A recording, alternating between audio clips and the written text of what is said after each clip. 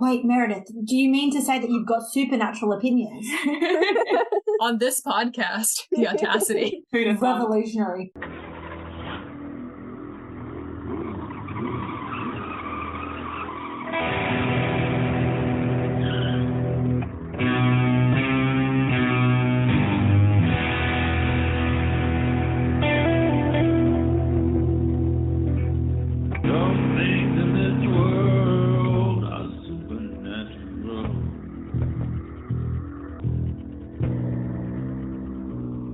My name is KJ, and you're listening to the Supernatural Opinions podcast, where some things in this world are supernatural. My pronouns are she, they, and this is the podcast where I talk to my fellow Supernatural fans about Supernatural, and we share our supernatural opinions. Today I am joined by my guests, Meredith, Beth, and Jamie. Or Meredith, remind everyone who you are. Hello, my name is Meredith. My pronouns are she and her, and I got to do research on ghost ships. That was fun. Yeah, and Beth and Jamie, you were both here a few weeks ago, but remind everyone who you are. Well, I'm Jamie, a first-time viewer of Supernatural. I'm at this point when we're recording it currently near the end of season 4. We've just watched 419 for our podcast, so I'm just happy to be here. Also, my pronouns are she, her. And I'm Beth. My pronouns are also she and her. I am Jamie's co-host over on Driver Picks the podcast, and also KJ's co-host over on Wayward Parents. I have seen Supernatural way too many times, and now also the prequel episodes way too many times, objectively, and I'm also very excited to be here. Yes, for us, it's Destiel Day. Well, specifically for Meredith and I, it's no longer Destiel for Beth and Jamie. Yeah, we had Destiel Day yesterday. We normally celebrate on the 6th anyway, because that's when America celebrates. For us, it was, yeah.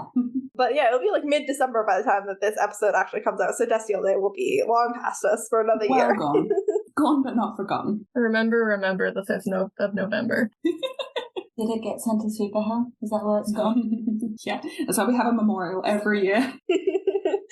But this week, we are recapping Season 3, Episode 6, Red Sky at Morning, which originally aired on November 8th, 2007, and that's a title to an old rhyme used by sailors to predict the weather. Red Sky at Morning, a sailor's warning. Red Sky at Night, sailor's light. My mom used to say that to me when I was a kid. Yeah, so did mine. We didn't live anywhere near the sea. Were you guys on boats a lot? Or No. was that just for fun? No, we lived inland. Yeah, very far inland. We do not live near the ocean. Closest body of water were the Great Lakes of there was no ocean. It's a full 2-day drive to the ocean. Oh, that's so sad. I could not live that far from the ocean. I would cry. We're like a 40-minute drive from the ocean, and I don't think my parents ever said that to me. No, I've never heard that until you literally just said it now.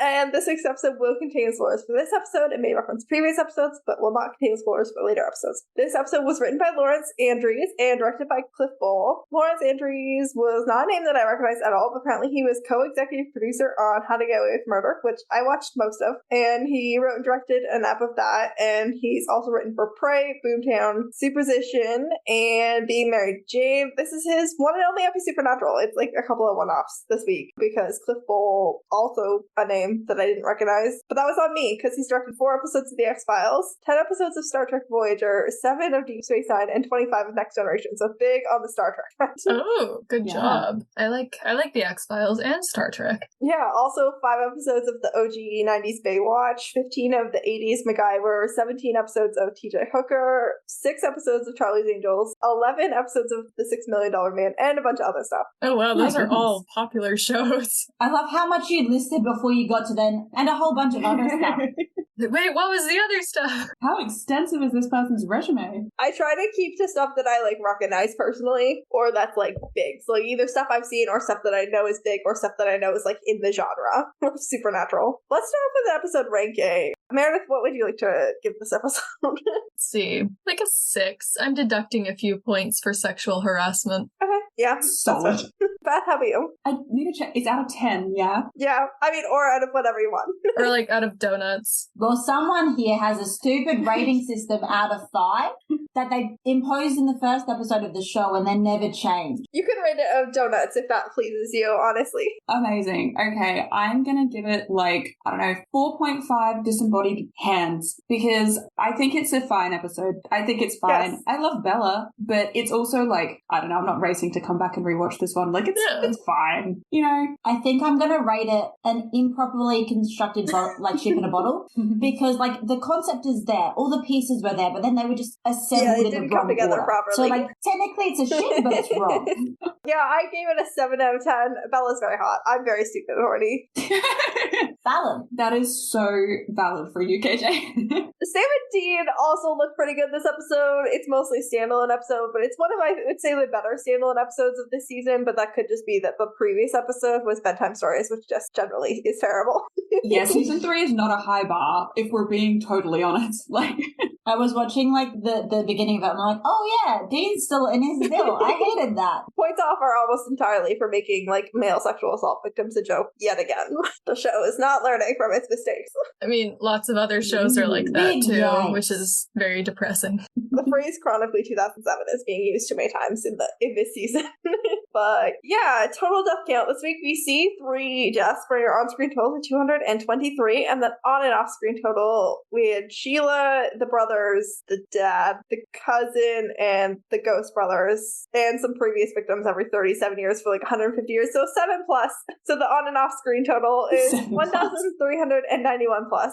We have also a podcast on Leverage, on the show Leverage, and every week Beth says to me, I thought this was going to be like Supernatural, but then nobody died. And that's how I knew I wasn't watching Supernatural. I was like, I hope there are other things, but like also, I mean, that's a choice. We're less than 3 seasons in, and we're like past 1,000 deaths. Yeah, there's a lot of dead Even people the here. just like deaths that we've seen on screen were in the 200s. Let's get into the recap of this episode, because we immediately start with a girl who's jogging at night. She's practically naked, which is just all of it's a bad idea. It confused me the first time I watched the episode. It confused me this time. I have never met a woman who is comfortable running at night. Right? Yeah, Like- this is how you know that this is a fictional universe. Like, Most often written by men also, like, Well, yeah, and I feel like a man was involved in the costuming too. I feel like a man was involved in the shower scene as well. absolutely. Like, I think...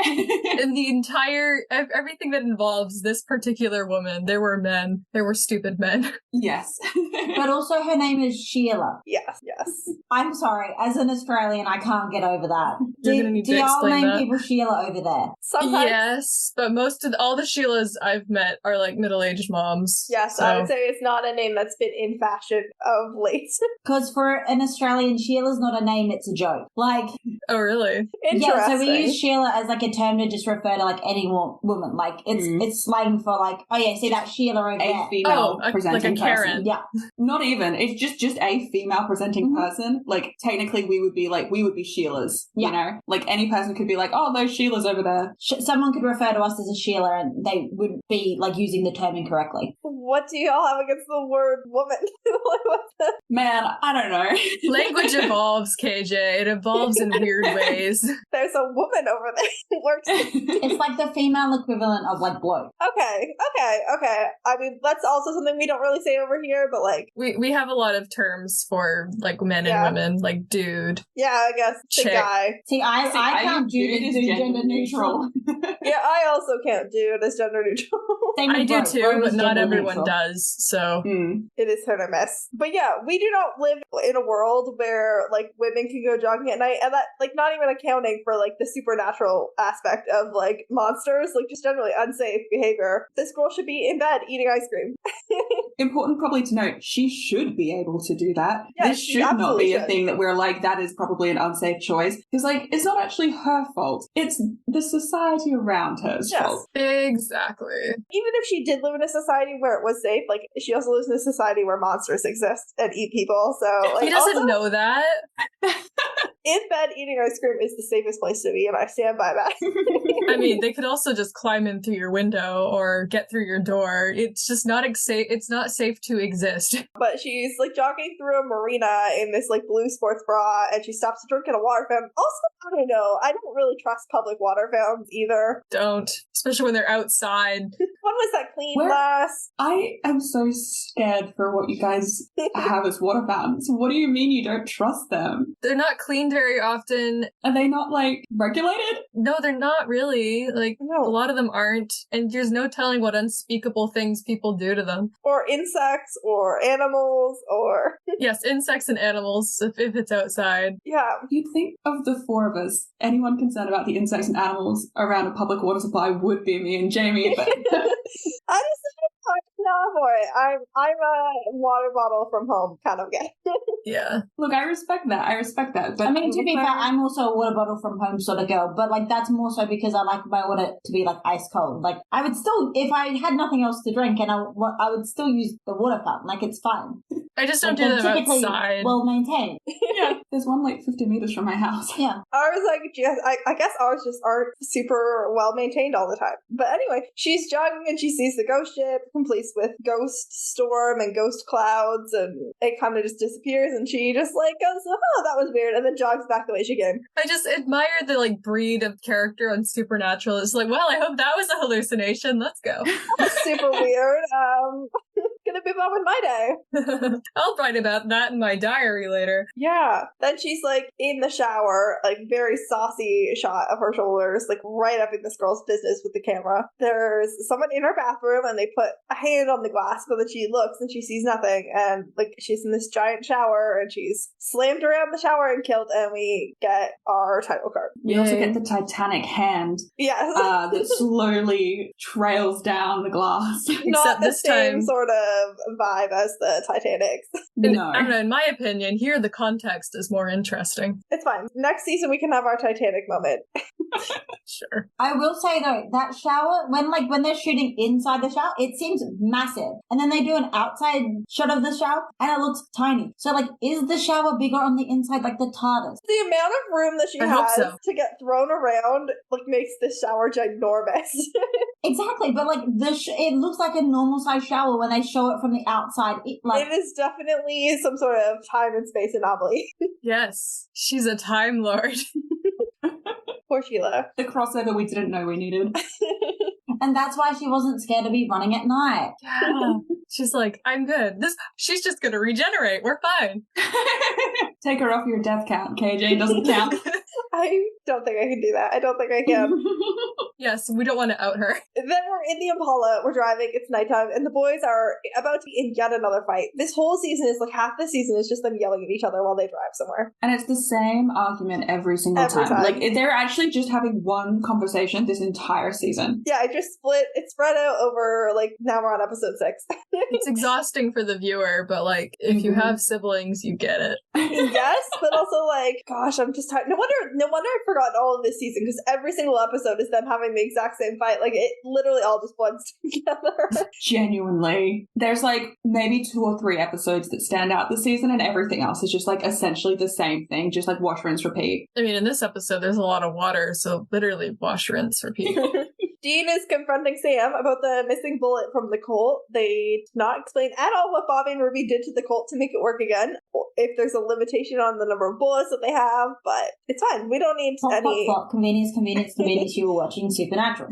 Yes. We're not here for quality, we're here for fun. Yeah, because like, they have a magical endless supply of regular bullets. It's almost like never a problem for them to not have regular bullets, but Dean has immediately noticed that one of the bullets for the Colt is missing. Yeah.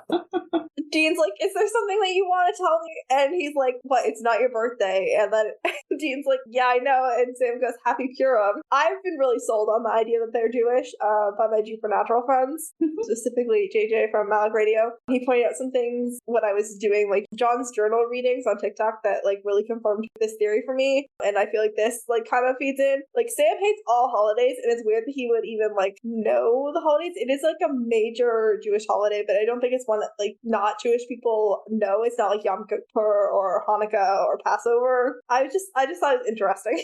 Yeah. And they celebrate Yeah. Christmas though, so maybe they're like half Jewish, half Christian. Yeah, I think One think parent the is- Campbells specifically might be Jewish, Huh, that's interesting. I would add a lot. but we'll see. I mean, this is the time to get answers on such things. We're living in the age of the Winsters now. Sam's response to being yelled at for shooting the demon is like, yeah, well, she was a smartass, and then admits that she wasn't also helpful. Like, he did not solve the problem. That fucking explanation pisses me off every time. I'm like, Sam, you're a smartass. Does that mean that anyone could just shoot you? No, that's not how this works. Next episode is the one where Gordon's back, so Yeah. we're certainly gonna try. And fail. Yeah, that's when we kind of like get we had it last week, but like now we're discussing the fact that someone else has Dean's contract, not this demon he actually made the deal with. So Ooh. that's kind of new information about how deals work in general. But Dean's like, well, we should find out who has the contract, which is the literal first time all season that Dean's shown any interest in not dying. We're 6 episodes in, and this is the first indication